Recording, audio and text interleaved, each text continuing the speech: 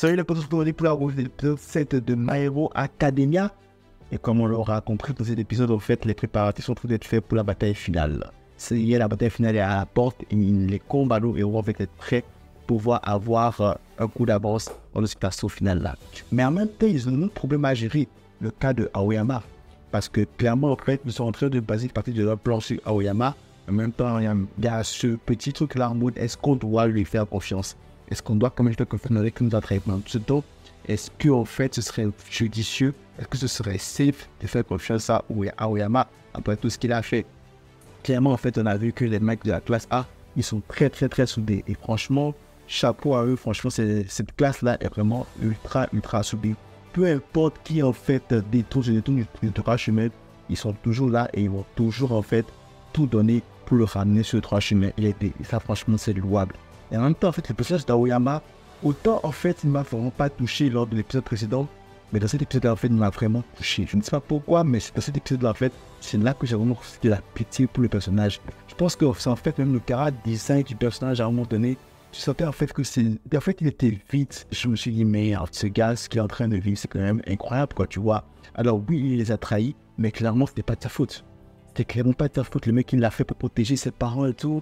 Et là, maintenant, tu vois, il s'est fait attraper. Et non seulement, voilà, bon, il ne sait pas trop ce qui va lui arriver parce qu'il s'est fait attraper. Qu'est-ce que Alpha pourrait faire sur lui? La peur est là. En même temps, il y a le remords, en fait, d'avoir trahi tes amis.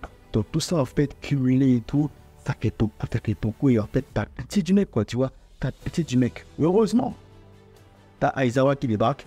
Aizawa qui débarque avec un plan, justement. Et son plan, en fait, inclut une discussion peut-être avec Aoyama. Discussion qui s'avérera très intéressante, qu'on verra par la suite. Donc, nos héros se préparent pour la bataille finale. Donc, tu as Midoriya et puis Tenya qui vont du côté de l'équipe de support, là, en gros, pour essayer de faire réparer, en fait, leurs armures et tout, quoi. Enfin, leurs gadgets, tu vois. Et là, tu as la meuf et tout qui... la petite qui est très excitée par rapport à tout ça, tout ce qui est émotion. Clairement, en fait, quand tu veux la voir, elle va toujours se donner un plaisir fou à te dire, mais cette fois-ci, elle est plus existante. Mais après, tu te rends compte qu'en fait, c'est parce qu'elle travaille sur un projet d'envergure beaucoup plus importante. Renforcer la barrière de Yui, quoi, tu vois. Mais en même temps, en fait, on voit bien après, finalement, en fait, elle réussit à leur faire, en fait, elle réussit à leur faire leur armure, elle réussit à leur réparer ses gadgets et à les renvoyer. Et du coup, en fait, la symbolique, si tu veux, derrière tout ça, on en a parlé vite fait, en fait, c'est que tout le monde, en fait, est un héros. Derrière le titre de l'épisode, je me rappelle bien, c'est l'histoire de comment on est tous devenus des héros. C'est-à-dire que même si tu n'es pas sur le champ de bataille, c'est un combat désormais qui implique tout le monde. Tout le monde aura sa part à jouer dans le combat.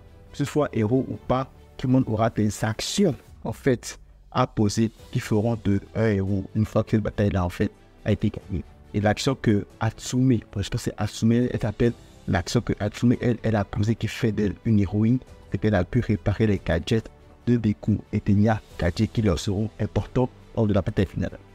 Donc ça c'est intéressant, donc ça veut dire que même si tu ne seras pas forcément sur le champ de bataille, tu as quand même un rôle à jouer, un rôle important. On pense par exemple à Aizawa qui va avoir une discussion avec Aoyama pour le convaincre un peu en gros de pouvoir suivre le plan. All Might, de son côté, qui est aussi en train de créer un plan, d'échafauder un plan, même s'il ne sera pas sur le champ de bataille, qui est en train d'échafauder un plan pour pouvoir permettre à nos héros de remporter la victoire. Donc dans ce certain sens aussi, il est aussi en train de mettre d'ajouter sa graine à l'édifice, si tu veux. Et ce qui fait de lui aussi un héros, quoi. Donc clairement, en fait, cet épisode, en fait, il y a une petite symbolique derrière, c'est qu'en fait, tout le monde est un héros. Tout le monde sera un héros à la fin de cette bataille, parce que tout le monde aura contribué d'une manière ou d'une autre, même si ce n'est pas sur le terrain, en fait, à la réussite de cette bataille-là. Donc on revient sur Aizawa. Aizawa, en fait, qui était en train de discuter avec Aoyama, et clairement, en fait, Aizawa a compris, en fait, qu'il y avait de la peur, qu'il y avait certaine peur en Aoyama, et donc Aizawa, en fait, a agi en tant que vraiment professeur principal de ces classes-là. C'est-à-dire qu'il ne va pas, genre, jeter son disciple sous le bus, il ne va pas, genre, juste blâmer son élève pour un truc qu'il a commis. Non, il va lui tendre la main et lui faire comprendre qu'en fait, il n'est pas seul dans cette merde-là. Que oui, il va devoir faire une tâche difficile. Clairement, il ne va pas non plus lui dire des mots doux et tout. Il va lui rappeler que ce qu'il a fait est grave. Cependant, en même temps qu'il fait ça, il lui rappelle que oui, il n'est pas seul. Il a ses potes, il a ses professeurs, il a les héros qui sont tous avec lui. Que désormais, en fait, c'est un combat qui les concerne tous et que oui, Aoyama va avoir des choses à accomplir, va avoir une mission à faire, mais qui n'est pas tout seul. Ses amis, ses profs, collègues, bref, etc. Tout le monde sera là. Donc ça, c'est beau parce que là, en fait, mine de rien, Aizawa a su jouer en fait son frère le professeur principal et aider justement en fait Aoyama à se sentir en confiance et pouvoir en fait mettre en exécution le plan qui a été prévu pour lui. Et c'est en ça que Aizawa justement a fait le héros. C'est vrai qu'il n'est plus apte à combattre malheureusement, mais il reste quand même le professeur principal de la classe A. Et en tant que professeur principal de la classe A, il a montré en fait encore une fois que c'est le professeur sur qui les élèves vont compter à tout moment, même s'il est méfiant ou pas. Ça, c'est vraiment sympa. Donc on arrive en fait vers la fin de l'épisode où en fait All Might qui expose son plan d'action. Donc pour All Might en fait la clé pour pouvoir remporter cette bataille serait de séparer tout le monde quoi. Séparer All for One, serait séparer Shigaraki et séparer aussi les vilains Dabi et tous les compagnies quoi tu vois. Et en gros en fait c'est ça, pouvoir attaquer sur plusieurs fronts tout en les séparant.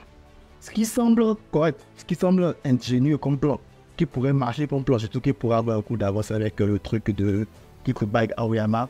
Sauf que, il y a un aspect, je pense qu'ils ne sont pas forcément au courant, ou peut-être qu'ils ont oublié, c'est que les consciences de Shigaraki et de Alphonse sont en train de merger petit à petit. Donc techniquement, ça pourrait là poser problème dans ce plan-là, parce que si les mecs ont les consciences qui mergent, les consciences qui ne font plus qu'une, clairement les séparer ne suffira forcément pas, quoi, tu vois, parce qu'ils pourront plus communiquer entre eux. Donc ce serait intéressant en fait de voir en fait comment est-ce qu'ils vont peaufiner ce plan-là. Est-ce qu'ils vont tenir compte de cet handicap-là dans l'élaboration de ce plan? Ou est-ce que finalement en fait le plan va marcher? Est-ce qu'ils vont pouvoir réussir à faire une attaque surprise? Comment ça va se passer? Enfin, tout peut à croire que nous dirigeons clairement la bataille finale.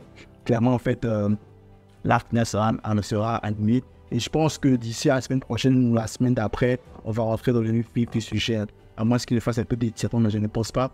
On va tout de suite rentrer dans le vif du sujet. Et je pense qu'ils vont quand même nous mettre du bon. Alors clairement, la bataille finale ne se finira pas cette saison. On va faire la vérité. Parce que je sais qu'un manga, quand même, c'est un arc qui a beaucoup duré. Il y a eu beaucoup de combats. Mais je les yeux, c'est qu'on sera très bien sérieux en termes de combat. Il y aura des moments incroyables. Et croyez-moi, franchement, ça va être du bon. Ça va être du bon. Bref, donc la classe A est prête pour ce qui s'apparente à être leur ultime combat. Comment ça va se passer? Qui portera le premier coup? La réponse dans quelques semaines. Parce que j'avais à dire cette revue de l'épisode 4 de saison 7 de My Hero Academia. Pas grand chose de choses passées en même temps, beaucoup de symboliques nous ont été présentés dans cet épisode, donc ça a été quand même sympa. Vous avez bien, n'hésitez pas à liker, ça me fait toujours plaisir. Vous n'êtes pas abonné à nous, c'est encore plus plaisir. Marquez like, partage. On se retrouve très vite dans la vidéo. Ça peut être sur le niveau de vos proches. C'est tout pour moi. À la prochaine.